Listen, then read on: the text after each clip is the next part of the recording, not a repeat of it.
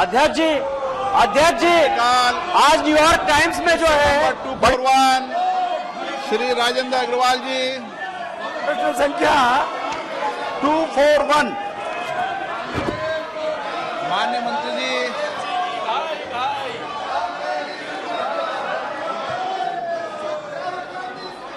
राजेंद्र अग्रवाल जी। कांग्रेस चीनी भाई। धन्यवाद माननीय मंत्री जी। अध्यक्ष जी, माननीय मंत्री जी ने उत्तर दिया है, उसके अनुसार 6 परिपथ इको परिपथ थीम के अंतर्गत स्वीकृत किए गए हैं। उत्तराखंड में है, तेलंगाना, केरल, मिजोरम, मध्य प्रदेश और झारखंड। लेकिन उत्तर प्रदेश का इसमें एक भी सर्किट नहीं है। तो मैं ये जानना चाहता हूं माननीय मंत्री जी से कि ये जो इको टूरिज्म के सर्किट है, इसका चयन किस आधार पर किया जाता है?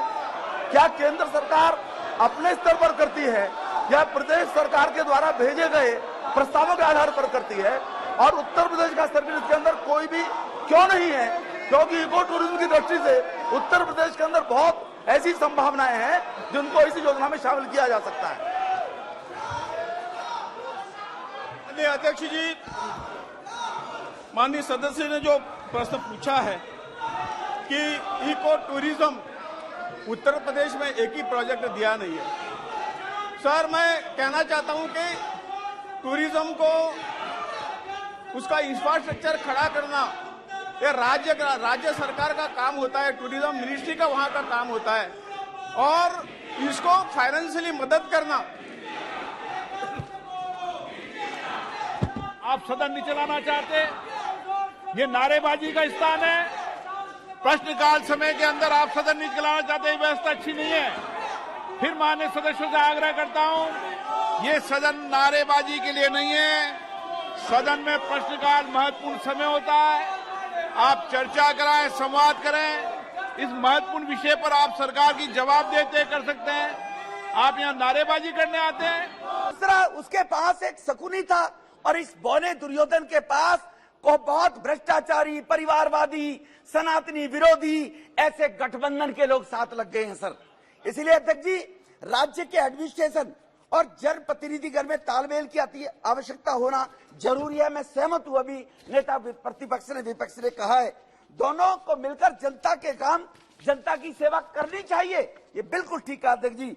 परंतु जब अध्यक्ष जी छलिया, अहंकारी, भ्रष्ट, कायर जनप्रतिनिधि सत्ता में बैठ जाते हैं, तब जन सेवा में लगी व्यवस्था पक्ष को संरक्षित करना अति आवश्यक हो जाता है अध्यक्ष जी।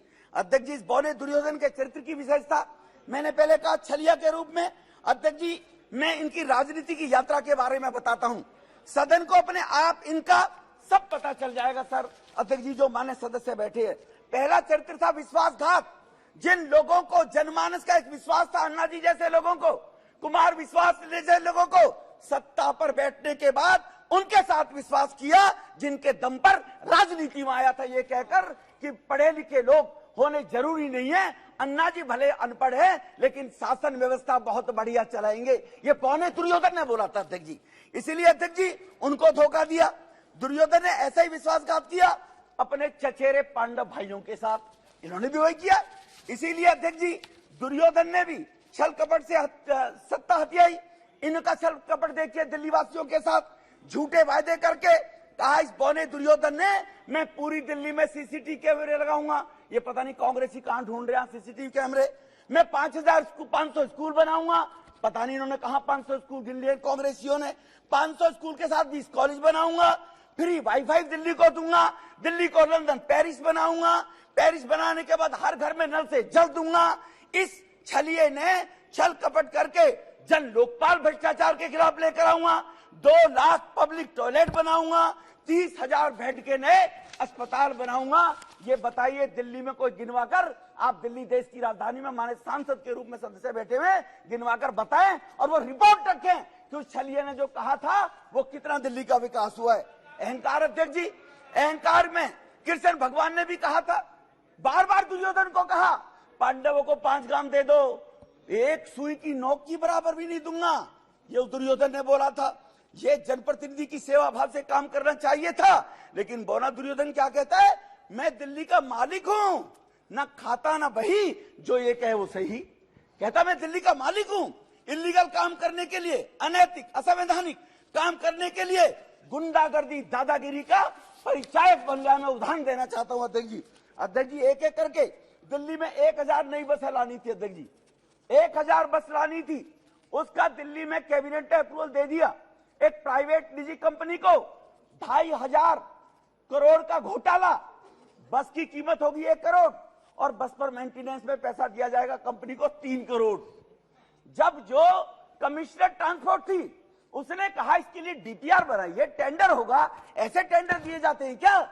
उस कमिश्नर ने अगर मना कर दिया, हम कह रहे हैं आप दे दो, तो जाकर अध्यक्ष जी बुराड़ी में कमिश्नर ऑफिस में इंस्पेक्शन के बहाने से 200 आम आदमी पार्टी के गुंडे ले जाकर उस महिला अधिकारी के साथ दुर्व्यवहार किया गया, उस पर दबाव बनाया गया कि तुम जाने के बाद ये टेंडर पास कर दो।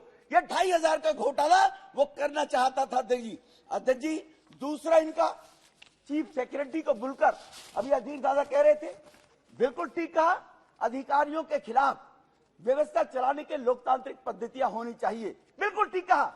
लेकिन चीफ सेक्रेटरी को कहा जो हम कहें वो करो, वरना विधायकों को बुलाकर इस देश में एक एग्जाम्पल बता दो अध्यक्ष जी 38 राज्यों में कि चीफ सेक्रेटरी को अपने दफ्तर में बुलाकर विधायकों से सार्वजनिक रूप से पिटवाया जाए, उसके साथ बदतमीजी की गई, गुंडागर्दी की गई। मैं नाम नहीं लेना चाहता अध्यक्ष जी ऐसे अधिकारियों का। इसी परेशानी से होकर दिल्ली के 8 अफसरों ने एलजी साहब को चिट्ठी लिखी। अगर आप कहो तो मैं टेबल कर दूंगा या अफसरों के नाम भी ले सकता हूं, लेकिन कहते हैं अध्यक्ष जी सदन में नाम नहीं लेने चाहिए, सदस्य के तो सदस्य नहीं है। अधिकारी, 2 अधिकारियों ने तो जो सूरबीर और मधुबर बना है उनका तो नाम लेना चाहता हूं। उनके परिवार पंजाब में रहते हैं, उनको वहां टॉर्चर करने का काम किया जा रहा है उन अधिकारियों के परिवारों को। इस प्रकार की अहंकारिता, भ्रष्टाचार में इस भौने दुर्योधन ने जनता के सामने तो कहा था भ्रष्टाचार खत्म कर दूंगा, राम राज्य लेकर आऊंगा। ये दलदल है, सोनिया चोर है, लालू चोर है, डीके शिवकुमार चोर है, शरद पवार चोर है, नीतीश मुलायम सिंह चोर है, सबको चोर भ्रष्टाचारी बताया था।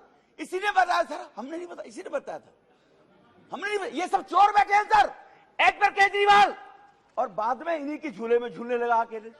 इससे बड़ा छलिया क्या होगा? इन्हें जेल भेजूंगा। शीला दीक्षित के खिलाफ, मेरे पास 300 पन्नों का सबूत है। मैं तो एज पर केजरीवाल बोल रहा अध्यक्ष जी, मैं नहीं कह रहा। केजरीवाल के बयान भेज दूंगा कल आपको सबको। उसके बाद इन्हीं की शीला को जेल भेज दूंगा और ये दुर्योधन जाकर उन्हीं की गोद में झूल रहा है। अध्यक्ष जी, अब मैं इसके बताता हूं, भ्रष्टाचार की सूची, लीकर स्कैम किसको नहीं पता है सर? मंत्री जेल के अंदर है। हवाला स्कैम किसको नहीं पता है सर? मंत्री जेल में है। अभी अधीर दादा कह रहे थे आपके पास ईडी है, सीबीआई है, अभी कह रहे थे उनसे एक्शन कराओ। जब उनसे एक्शन कराते हैं तो तिल मिलाते हैं, जैसे ताते तय पे बैठा दिया उछलते हो आप लोग। जब सीबीआई से एक्शन नहीं कराते हैं, कानून बदलते हैं, तो कह रहे हैं आप लोग कानून बदलते करा रहे हो। एक जबान पे तो ठीक है, कहिए हाउस के अंदर कि सीबीआई ईडी ठीक काम कर रही है, हिम्मत है तो फिर दोबारा भर के कर दिखाइए। सीबीआई ईडी अपना काम करती है अध्यक्ष जी। 5000 लोगों के वो डाले थे सीबीआई ईडी ने सर, रेट डाली है।